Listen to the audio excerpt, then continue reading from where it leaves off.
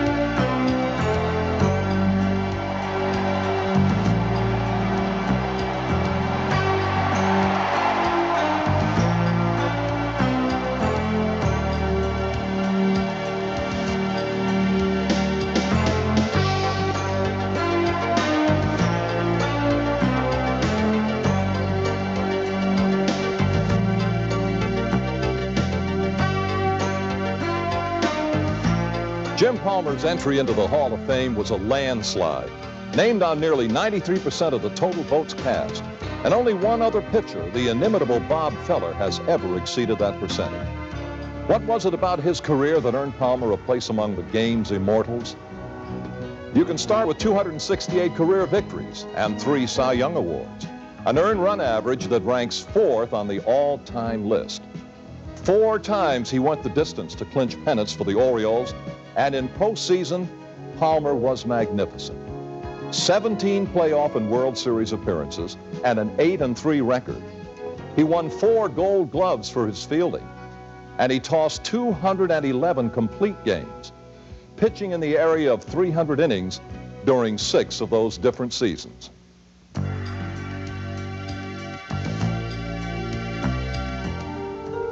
This is Jim when he was playing Little League in Beverly Hills. And if you'll notice, he's wearing high-top tennis shoes. Now, all the other players were able to get fitted in Little League baseball shoes, but his feet were so big that we had to fit him in men's high-top tennis shoes. Where did this Hall of Fame baseball career take shape? Well, for Jim Palmer, who grew up with a love for the game, the first thoughts of turning that love into a living came one afternoon in Scottsdale, Arizona. I don't think that I ever really thought about playing professional baseball until I moved to Arizona. And when I moved to Arizona, it was, I believe, my sophomore year in high school. They had a senior that had pitched a no-hitter, and I was pitching against him. He went to Arcadia High School, a left-handed pitcher, and all the scouts came to see him. And I pitched a no-hitter, and all of a sudden at age 14, or maybe just turned 15, everybody's saying, hey, this is a guy that if he stays healthy is going to play in the major leagues. Jim went on to star at Scottsdale High, and not only in baseball. He went on to become team captain and all-state selection in 3 sports. Well, when I first moved to Scottsdale in 1960, it didn't look like this. It was the only high school they had here. They eventually built Arcadia High School, which they're thinking of closing down. Then eventually Coronado High School came into being, and those were our rivals.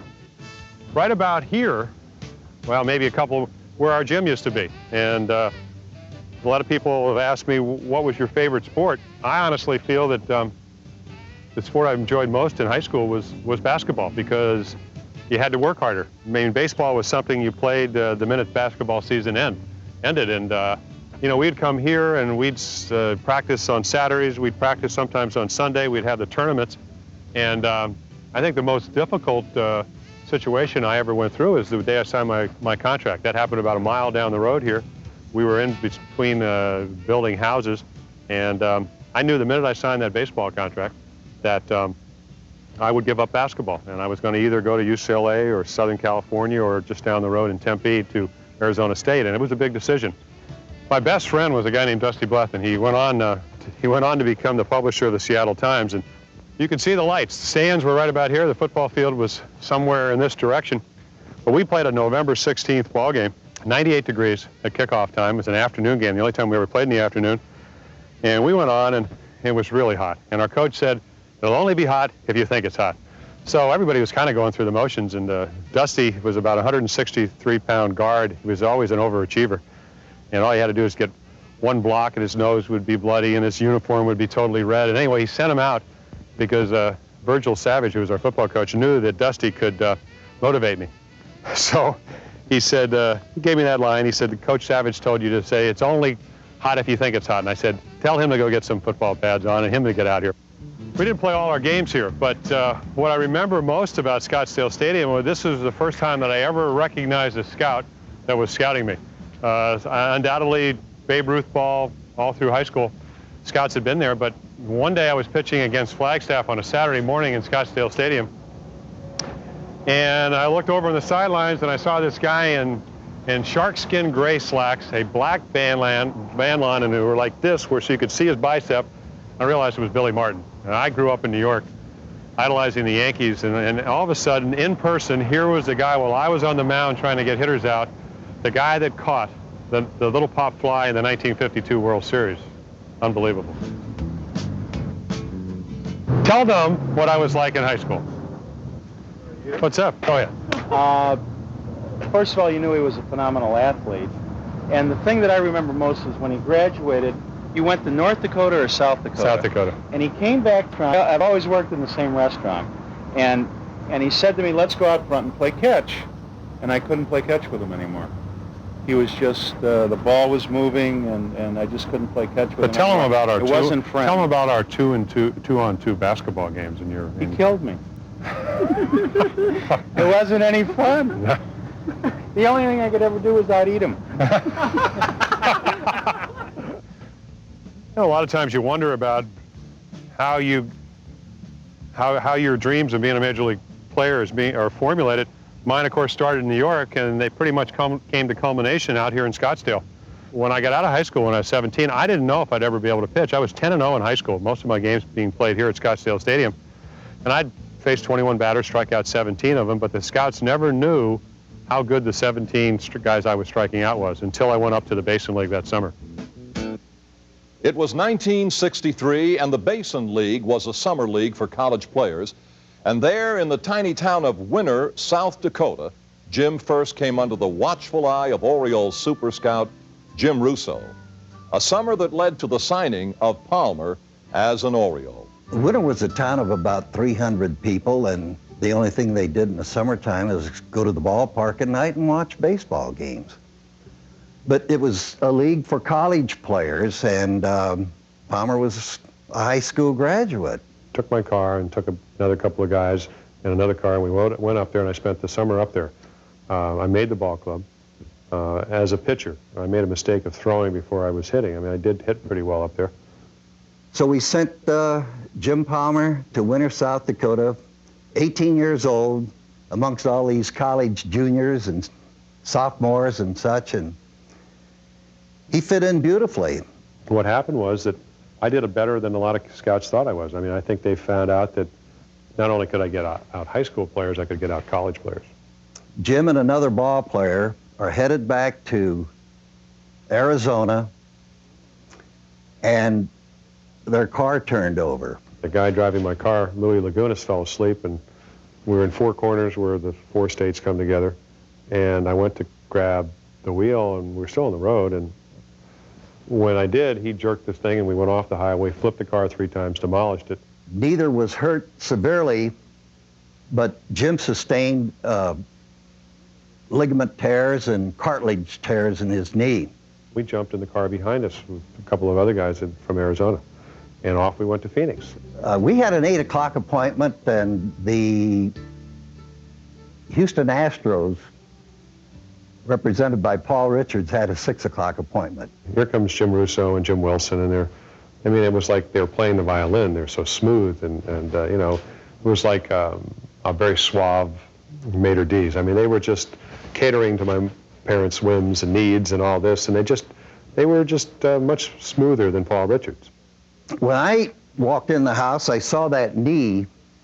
I said to myself, "Oh God, this is serious." And but after having seen him pitch, I said there was nothing going to interfere with our trying to acquire Jim Palmer. Now, little did I know, about 12 or 14 clubs called the next day. What had happened by getting home so early, nobody anticipated us getting home, and I most likely would have gotten more money because we would have played one club against the other. But I think retrospectively I made the right decision. With his signature on a contract, Jim set off to spring training in 1964. And it was there he learned his first professional team would be the Aberdeen, South Dakota Pheasants in the Class A Northern League. I remember a guy jiggling my cot in this barracks going, "You're going to Aberdeen." Well, it was the best thing that ever happened to me. We had a fine pitching staff. We had Davey Leonard on that staff. We had a kid by the name of Tom Fisher. We had a kid by the name of Mike Davison. We also had a kid by the name of Ed Watt on that ball club. And they were all good pitchers, but Palmer threw harder than any of those pitchers. We used to save money. Without a lie, we saved money on those road trips. We got $3 a day. We go to Winnipeg, we get up about 12, and we go eat this all day, everything you could eat, breakfast for 79 cents or 89 cents, whatever it was. And we'd just like eat an amazing amount of food, and it lasts us all day long. And after the game, we'd have a hot dog or something. And it got by, and we had pocketed $1 after every day. But again, when you're 18 years old and you're making $500 a month, $411.08 after taxes, it's a lot of money. There are no towns in that area, basically, you know. So we went all the way from Duluth, Minnesota, to Winnipeg, Canada, to Aberdeen, South Dakota, and every trip was a 10 or 12-hour trip, and it was on an old rickety school bus that used to break down once or twice a trip. And the next time we broke down on the highway, we decided that we ought to hit some golf balls. Well, Palmer tells the story that I was the guy hitting the golf balls. I wasn't the guy hitting the golf balls. Palmer was the guy hitting the golf balls, because I said I could take my catcher's mitt and go out in the wheat field and catch the golf ball. So Mr. Palmer got the club, and I went in the wheat field, and I went out and caught his drives.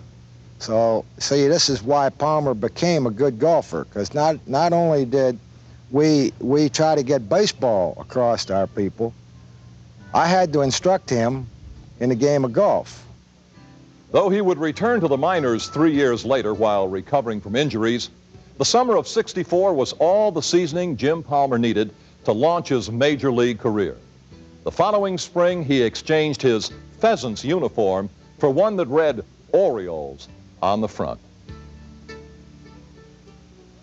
I was catching you, and my back was up against that particular fence there with the pickets, and you were here, and during the time we were catching, pitch and catch, I said to you, I felt a little rambunctious. I says, "Give me everything you got, Jim." And you let one go, didn't see it. I heard it come right through here and hit one of those pickets and turned it completely around. And I took the glove off, I walked over to you, and I says, "James, get yourself another boy." And from then on, I couldn't catch him anymore. Jim Palmer never knew his real parents and never really needed to.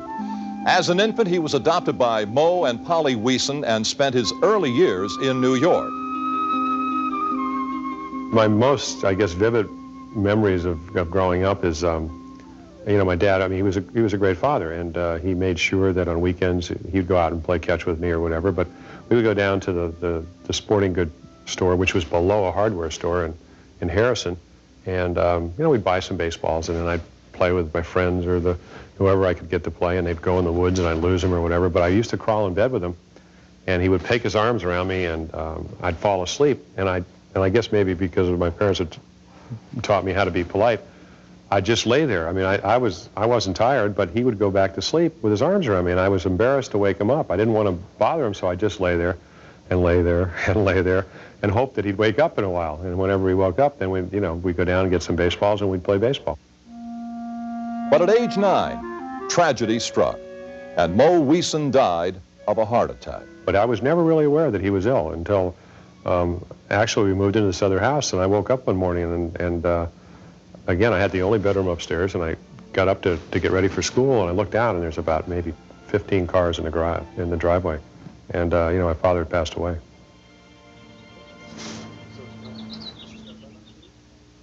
The family moved to California, and while living in Beverly Hills, Polly met Max Palmer, a part-time actor who also managed lounges at local racetracks. They were soon married, and Jim had a new father. The new family moved to Scottsdale, Arizona, and it was there that Jim Wieson became Jim Palmer. That I shall never forget as long as I live. The occasion was a sports banquet, and Jim was called up for his trophy. So on it came to James, and his was the best hitter or the best pitcher or whatever, the complete athlete or whatever it is. Probably. And it goes to James Alvin Palmer. I can't describe what a feeling it was.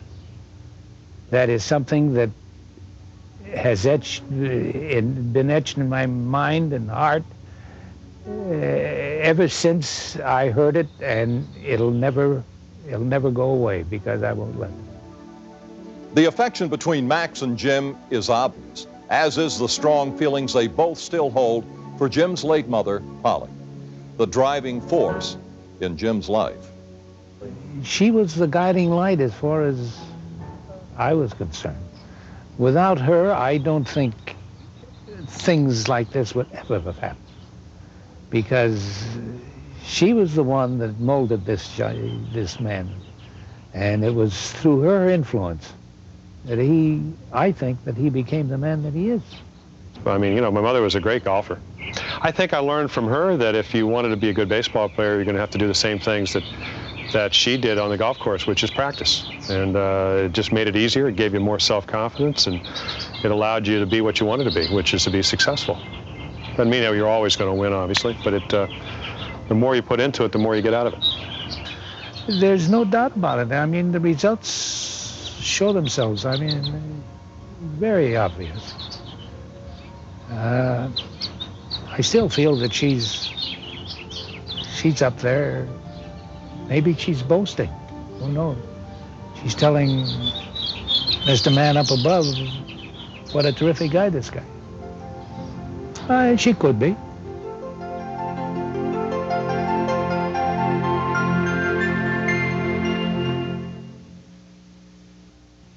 Jim Palmer made the big club in the spring of '65 and went on to appear in 27 games that year, finishing with a 5-4 record.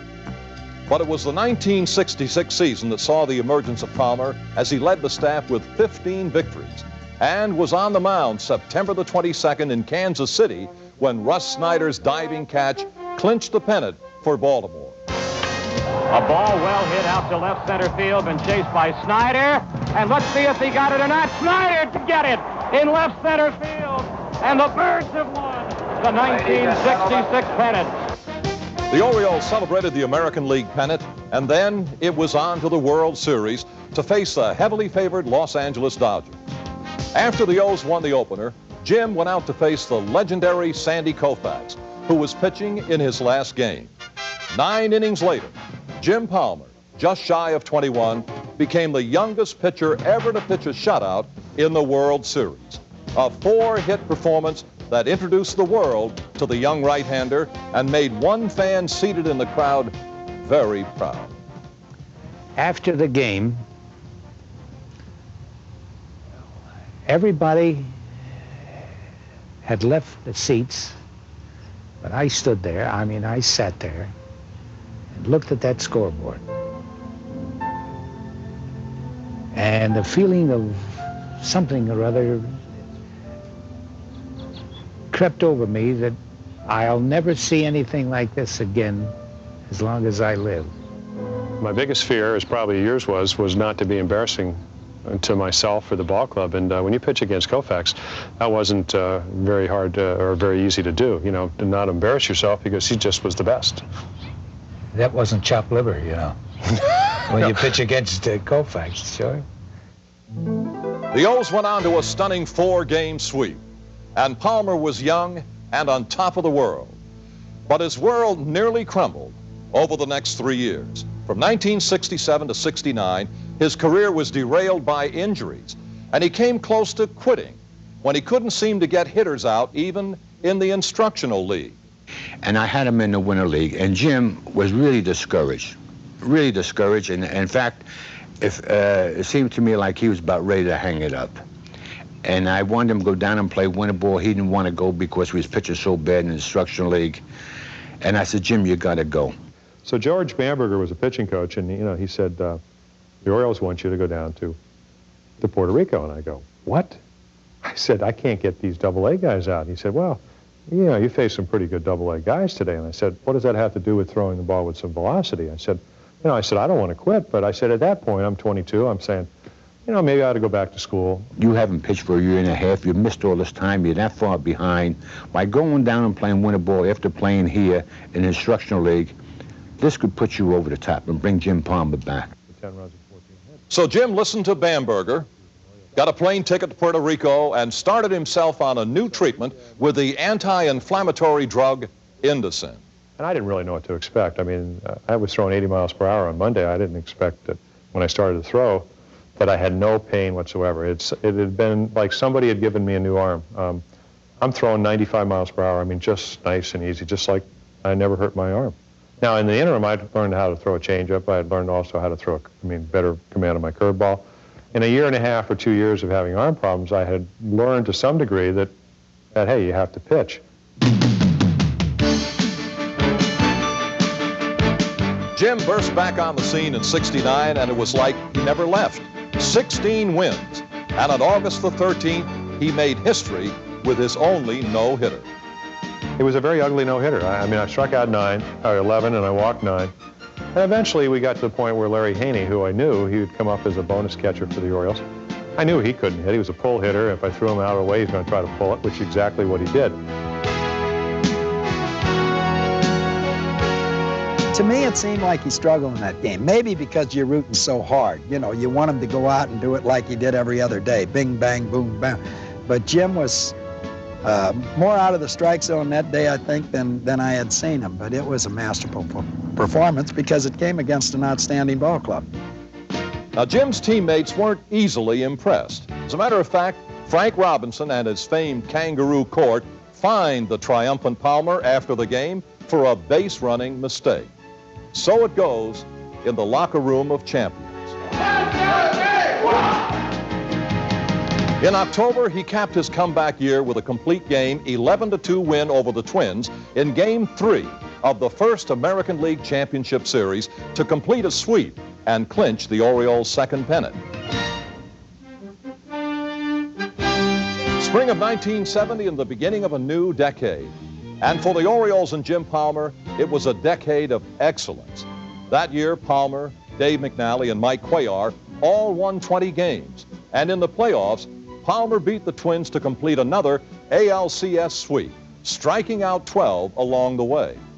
Palmer led the way into the World Series that year as he won the opening game and watched his now broadcast partner, fellow Hall of Famer Brooks Robinson, put on the postseason show of all times, and the Orioles beat Cincinnati to win another World Series. In '71, there were 4 20-game winners. Add Pat Dobson to the list, and the Birds continued to dominate. In the playoffs, Jim, for the 3rd year in a row, went the route and clinched the pennant, striking out 3 Oakland hitters in the 9th. The '70s would be the Jim Palmer era as the Orioles continued to be among the best in baseball. And year after year, Palmer etched his name in the record books. During this period, he had 8 20-win seasons. 3 Cy Young Awards, and unquestionably became the greatest pitcher in the history of the Baltimore Orioles, setting records for most wins, games, innings, strikeouts, shutouts, and complete games. During the 1970s, Jim Palmer's name became synonymous with excellence, and the baseball world knew that someday his name would be among those enshrined in Cooperstown.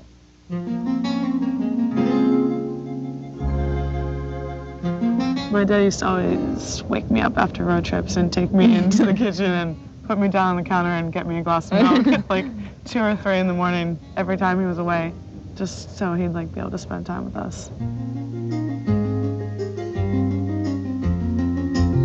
Throughout his career, Jim was in great demand for public appearances, and he gave willingly back to the community that supported him. He developed a deep sense of civic responsibility, and his commitment to causes such as the fight against cystic fibrosis spanned 2 decades. He's just a model citizen. You know, he's a fantastic ball player, but more importantly, he's a very, very good person, and he's always willing to help out a cause. And, you know, I think that's important that athletes and public figures have that extra quality. One of Jim's closest friends over the years was the late Orioles trainer, Ralph Salvon. Ralph was the father to Jim that he didn't have on the road and in town. They used to do everything together. They would help each other mow the lawn and plant the shrubs and do the chores around the house in each other's homes. Jim is a devoted friend. If he likes you and his close friends, he looks after. I mean, he'll call and find out what's happening, everything all right. Jim's a very sincere, dedicated, very sensitive type person. It's not easy being the child of a celebrity, but for Jamie and Kelly Palmer, most of their memories of Dad is that of just a regular guy. Well, he's just your average guy. I mean, he might appear to be someone sort of aloof or at times egocentric. You know, he does underwear commercials, but actually he's quite the opposite. He's shy. It takes him a while to make friends. The daughters, for the most part, ignored all the attention given Dad, that is until someone attacked him. Such was the case in 1982 when Kelly took matters into her own hands. I kind of got upset about it. I mean, no one likes to read about their father in the newspaper when it's all criticism. I mean, I wrote a letter when I was really young to the Baltimore Sun, to Bob Mazel, which I kind of attacked him, but I mean, I didn't like it. The Palmers remain close-knit, even though the daughters have moved away. Jamie to Boston, Kelly to Colorado. They visit often and stay in touch by phone. This summer, Jim wed Joni Pearlstone and also gained a stepson, PJ. Jim and Joni have known each other for 10 years, and she knows him well. If I had to describe Jim Palmer, I would say that he is multifaceted, multi-talented, athletic, perfectionist, a little neurotic, clean, kind, sensitive, loving and caring, and fun. To get an idea of the greatness of Jim's career, you need to go to the source, those who played and worked with him throughout the years, such as the man whom Jim credits with much of his success, former Oriole pitching coach George Bamberger. He's an all-time great. Is he 1, 2? I don't know, but he's an all-time great. I haven't seen anybody better than him. He's the greatest pitcher I have ever seen. Right at the top, none better. As I said, he was a thinking man's pitcher out there, even at a very young age. He knew he could size up the situation and knew what he had to do to get a hitter out or pitch around the hitter and pitch to the next hitter on deck. And as I said, to escape a situation with the least amount of damage. He was able to do that even at a very young age. when someone tells you how to do something and goes through the time to spend doing that with you, and then the next day goes out there and illustrates on the mound, that really is a good pitcher. If you're an infielder or an outfielder, you have to take into consideration a lot of times who's pitching and how well he's throwing the ball, and you have to look at see who's hitting. But I've seen many times he'd turn around to Paul Blair or Don Buford in the outfield and he'd say, hey, move like this. You know, and if I was an outfielder, I'd be a little upset. Many times I've seen him move an outfielder 4 steps back and 3 to the right and throw the ball on the outside half, and the ball went to that outfielder without ever moving. And that's success, and you don't argue with success. There was a method to that madness. Jim was given God-gifted ability, number 1. But number 2, Jim has a great head on his shoulder. Jim's a very intelligent pitcher. Jim knows what's going on all the time, as far as his defense, as far as what he wants to do with the ball. Jim's always a play ahead. Very intelligent pitcher. I don't think he can accept failure as well as people who fail. You know, his life has been such that he's a star since 12. He's been a star in every sport he's ever tried. And I don't think he's learned to fail like I have, or like you have, because we practice it, you know, and if he fails, he can't say I failed, you know, I wasn't good. He looks for the reasons why the mound wasn't good, or you know, there has to be a reason, because he doesn't have the practice at failing that the rest of us has had. But perhaps the man who witnessed the most was teammate Dave McNally, who pitched alongside Jim for 10 seasons. Dave grew up on the plains of eastern Montana and still lives in the beautiful town of Billings, where the sky seems to reach on forever. The only thing McNally pitches these days are Fords. He's a highly successful dealer in Billings. And we caught up with him there to talk about Jim Palmer's career. I don't think Jim was ever an overpowering pitcher, but Jim had a really effective fastball that just kind of jumped on you. And even though you knew it was coming, it was very hard to time.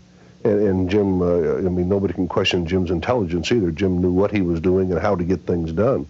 And I think Jim's mentioned a few times, and I don't think he ever gave up a grand slam home run in his career. And you've got to know what you're doing not to do that, because I know somewhere in his career he had the bases loaded. So I mean, he knew how to handle different situations. And you know, and I'm really happy for Jim going into the Hall of Fame, because you know, I think his career is what a Hall of Fame career is all about. Through the years, a lot was said and written about Jim and his long list of injuries. But those around him knew he would pitch when his turn came.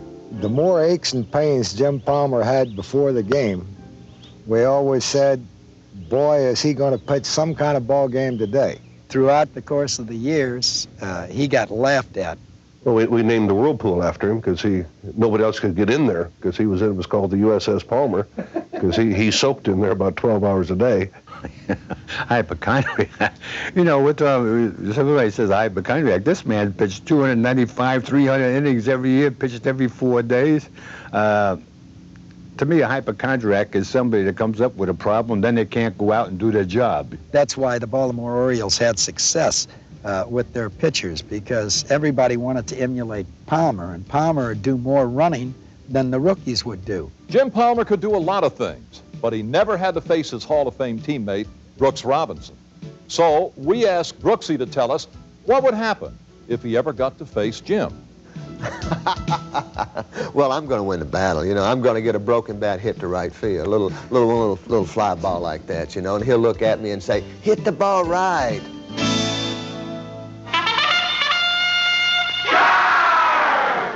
We had our times together. Sometimes he thought that he should stay in a ball game. There were other times that he thought that he should come out of a ball game. Jim would let it be known that he just didn't agree. We had fun together throughout the 16 years. He had many, many funny quotes. I didn't really try to have any funny quotes with him or of me, but I got in a few privately. Weaver and Palmer, stormy years filled with retorts and yet respect. Jim gave up a few home runs in the big leagues, but never a grand slam. And he says the reason he never trusted Earl dates back to his giving up a grand slam to an unknown player named Johnny Bench while in the minors in 1967. He runs out to the mound and he says, just throw the ball down the middle to this guy. Now, I don't know who this guy is. I know he swung out a pitch out over his head. So I wind up, throw the first pitch right down the middle, and he hits it about 450 feet to left field. And here comes Weaver. You know, he's done, I've done exactly what he wants. All he needs is the slightest provocation to get me out of the ballgame. This is what I'm thinking. So now it's 6-4. I'm wild. Hey, he'll tell Baltimore I didn't want him to throw any more pitches, even though he's trying to get back to the big leagues. He beat himself, and he comes out and takes me out. I think he brought a left-hander by the name of Dick Stigman, who used to pitch with Minnesota, and then they win the ball game. It's very simple. So since people always say, well, why did you never listen to Earl Weaver? And I said, 1967 Niagara. He told me to throw the ball down the middle of the plate to Johnny Bench. Jim was one, that would talk a lot. He wanted to discuss things. He wanted to talk, so he would go in and talk to Earl and try to tell Earl how to manage, and Earl would try to tell him how to pitch. And Jim didn't mind trying to tell Earl how to manage, and Earl didn't mind Jim telling him how to manage, but Jim didn't want Earl telling him how to pitch. Might even see a grocery cart get thrown down the runway. I've seen Jim Palmer, who used to have his locker right here, and he looked right into Earl Weaver's office. Well, they had a fight one time, and the next day, Palmer had moved his locker all the way back to the other end of the clubhouse so he couldn't look at Earl Weaver. He cleaned out everything. And I put it back down, and I put my thumb out towards the dugout that Weaver wanted his slider. So he threw a pretty good slider down and away, and Eddie Kirkpatrick hit a line drive off Jimmy's right kneecap, and it went into the dugout, and he's laying on the ground, and here come Earl Weaver out on the field. And I'll never forget this. Jimmy Palmer says, Earl, don't you ever call another pitch for me. And Earl's response, you know what Earl's response was to that? He says you have to throw it to the right spot. But I remember one little story where Weaver sent him back out there, and the first pitch he threw, home run. Well, Palmer looked over at Weaver from the mound and said, see, I told you I didn't have it anymore. They used to argue all the time. They're both great baseball people. They both had their own ideas, but they had great respect for each other. He always did what he was told. He was a pleasure to have on the ball club, and always ready to do his job when you needed him, but he liked to voice his opinion. Jim Palmer's stellar career began to wind down in '79 when, bothered by back and arm problems, he failed to win 20 games for only the second time in 10 years. As the years wound down, it appeared the best days were behind him. But then there was 1982 and one last glance at the Palmer brilliance as he went 15-5 and won 11 in a row during the stretch run. The Orioles season came down to one game, winner take all, with the Milwaukee Brewers. And Earl Weaver didn't hesitate in picking Jim Palmer to pitch the big one. There was nobody else. Jim was our man. And he went out there like a trooper and gave it his best. It didn't turn out the way it should have. We tried to pitch out inside, and Jim didn't have as good fastball. It went over the left field fence. He came in, he says, Earl, I don't have a fastball. I said, try going outside, I said, with him next time. That was the year Yount was most valuable player.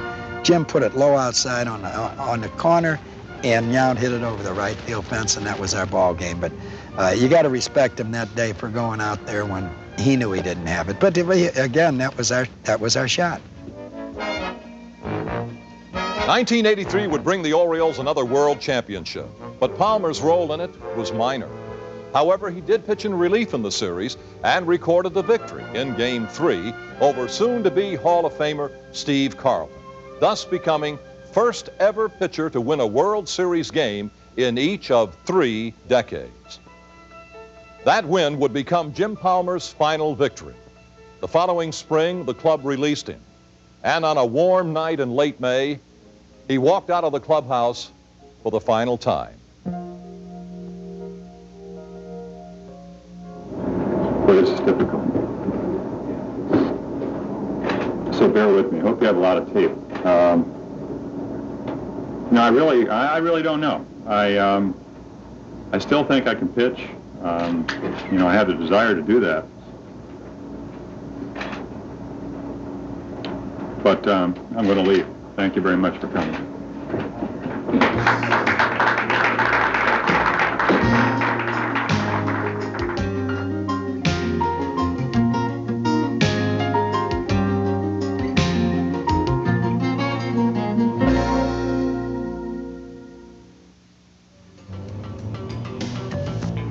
This is where, when people ask me, how did you get into broadcasting, it did not start here. When I was a senior, a friend of mine, Ed Groth, he was, I think, probably the second or third best student. He was a year behind me. Ed said, you know, who would be the best guy to be my campaign manager? And he said, I can't think of anybody that's more popular, well-known than Jim Palmer. He says, all I need you to do is introduce me and tell him what a great guy I am. Well, I individually ruined this guy's political career because when I got up there, I had stage fright. Not till about 3 or 4 years later, after my first year in Baltimore in 1965, did I feel comfortable talking in front of people, and it happened about maybe a mile up the road, up at the Safari Motel, which is still there, when somebody said, come and speak to the Scottsdale Quarterback Club. And I said, no, I don't speak in front of crowds. They said, just come and relate what happened. And that's how my broadcasting career started. With the playing days behind him, Jim embarked on a broadcasting career. And soon, he was at the top, working the biggest games in baseball with two of the business's most respected pros, Al Michaels and Tim McCarver. These days, he broadcasts games for ESPN and teams with former teammate and fellow Hall of Famer Brooks Robinson on Orioles telecasts for WMAR TV. Jim is able to jiggle my little brain up here. Many things that have happened to us over the years as teammates and have happened after we left the game, and that's what I enjoy about it. I kid him a lot. I said, Palmer, I said, the fans in Baltimore, I said, they're really getting a bonus. You know, they're really getting 3 for 2. I mean, you do the color and the play-by-play, and I do the color too. So, I mean, they're getting a bonus. A lot of times in our business, if you have 2 analysts in a booth, there are opportunities to have maybe acrimony, jealousy, or something. Jim and I never had any of that. We were legitimate friends. We legitimately disagreed when we felt like it was appropriate on the air, and backed off when we, felt like we were getting too much. But we were honest with each other on the air. And as you know from the business, if you can be honest with somebody on the air, then you have a legitimate relationship for him. And he's going to be a friend of mine for life. I think he's terrific. I think he's gorgeous. When he started doing the underwear ads, almost died. When not on the airwaves, you can find Jim out making appearances, especially for jockey underwear, a status that has turned Jim into a national sex symbol. All the attention never seemed to bother Jim, and his new wife, Joni, takes it all with a grain of salt and a good sense of humor. Well, what I see is what they don't get to see. Big smiles. It has been a charmed life for Jim Palmer, success on and off the field. And when Jim looks back at his 20 years with the Orioles, he realizes it was something special. Not too many teams can say that they were able to be part of what I was able to be part of for 20 years. I mean, it might happen for 2 or 3 years, but not over a 20-year period, and that's something very special. And to meet a lady like I married for my second time after knowing her for 10 years, and to be part of my later years, so to speak, is also something very special. So, I do have led a charmed life. I also like to think that part of that charm has been the fact that I've worked hard at what I've been able to do, and it makes it worthwhile. Whatever the future holds for Jim Palmer, it is certain that from now on, his name will be lengthened, and he will forever be introduced as Hall of Famer Jim Palmer.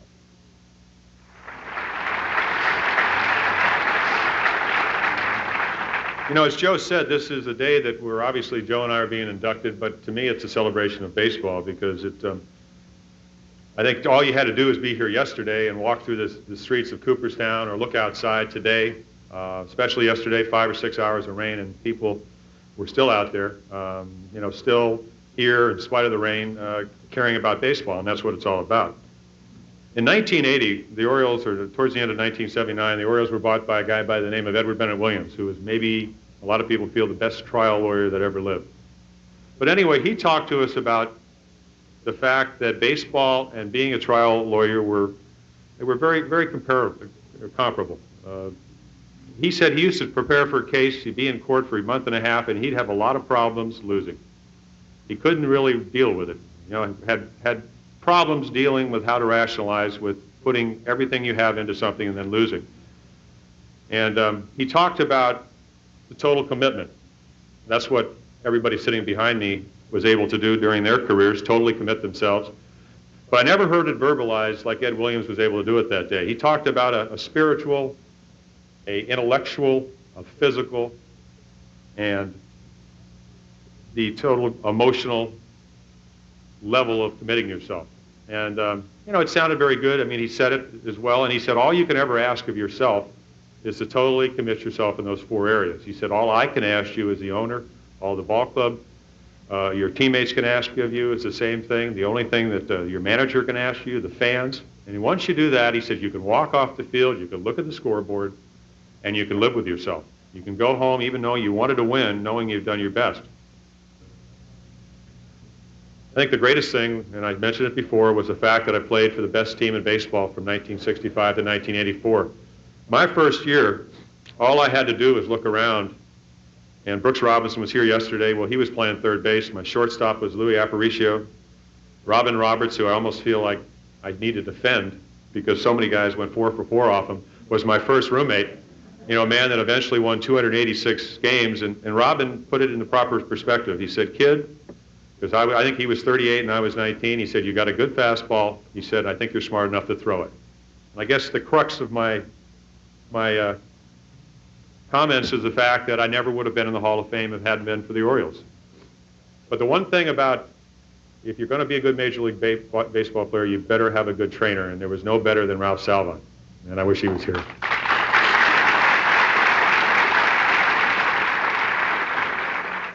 You know, and the last thing that Ed Williams talked about was the emotional involvement.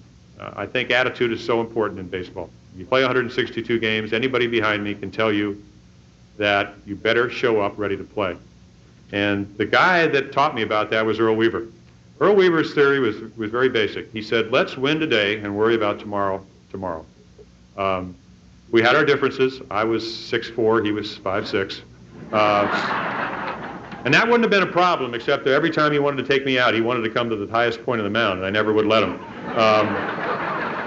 But I learned a lot from Earl Weaver. But Earl, there was never one spring training when any Oriole that played for Earl Weaver went to spring training without a chance to be a contending ball club, a chance to win. And that's what baseball is all about. Joe Morgan, as great a player as he was, his impact on baseball was that he was a winner. And that's what Earl Weaver was. I hope that someday maybe he will be considered for the Hall of Fame because he certainly deserves it.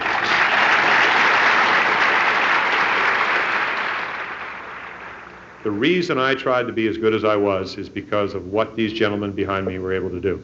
I mean, the fact that Warren Spahn won 363 games, I wasn't left-handed, so I was going to be another Bob Feller or a Bob Lemon, or I was going to be another Don Drysdale who's not able to be with us. And that's what baseball is all about. To grow up as a kid in New York, being a Yankee fan, which proves nobody's perfect,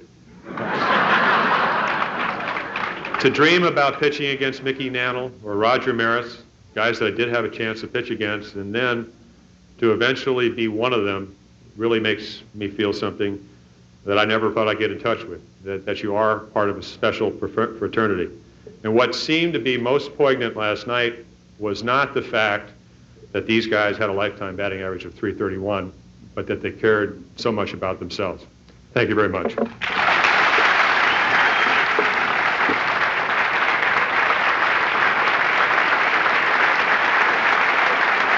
A very special day in the life of a very special man, Hall of Famer Jim Palmer.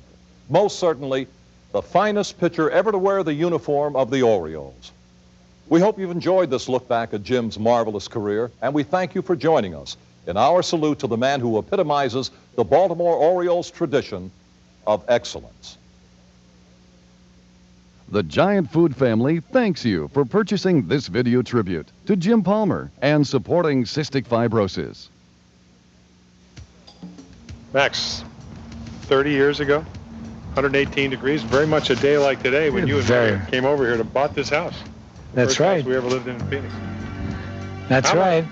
You tell a story. I don't even remember it probably because I was just so conditioned to mow the yard in spite of the elements. But what happened right about over there? Well, if you recall, you wanted to do something some other time or whatever the case might have been. And in order for you to do that, you had to do what your mother was asking you to do, which was mow the lawn. And you said, okay, I'll mow the lawn. So sure enough, we made that arrangement, and we went shopping, if you'll recall. We went grocery shopping. When we came back and we turned that corner there, it happened that the rain started to come down, and here you were with a lawnmower, pushing a lawnmower with a great big umbrella on top of you, and cutting the lawn in the rain with an umbrella. Have you ever heard of that before? And that's what you were doing. You're very innovative. And Jim always liked to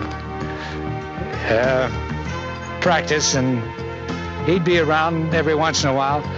And every night, just before we had dinner, we had practically every kid in the neighborhood, or at least on this block, would come here, knock on our door there, and one of them would ask, can Jim come out and play? And he never refused any of them. He was about to eat. And he just says, I'll eat later. And he went out. We had all kinds of kids playing basketball with him. This is where I used to take my reading light. I'd do my homework, and then I'd take that, those little lights that you can manipulate any way you want, and I'd put them right just to the left, get an extension cord, put it right on the berm over there. And they call these berms because when you water your grass here, you flood them with irrigation. And you do it every 2 weeks, and that's the way you water grass in Phoenix. It's Bermuda grass or whatever. But I put a light right on the edge of the berm, shoot it up towards the basket, dribble in the dark. This light right here, the house really has not changed in 30 years. There's a pool in the backyard. And basically just play one-on-one or two-on-two, trying not to sprain your ankle on the berms here, but confined area made it a little bit more difficult to play. But I think when I led the state in scoring my senior year, most of it happened right because of what I was able to do out here on the driveway.